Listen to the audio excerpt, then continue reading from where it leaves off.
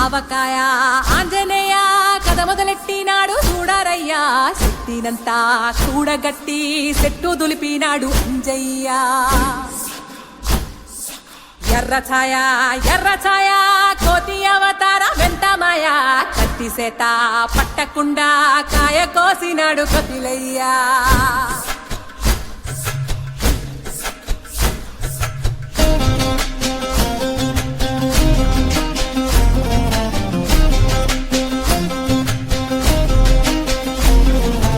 అంజనమ్మ ముందు పంజుల్ పుంజుల్ సీడి మామిడి ముక్కలు కుప్పల్ తెప్పల్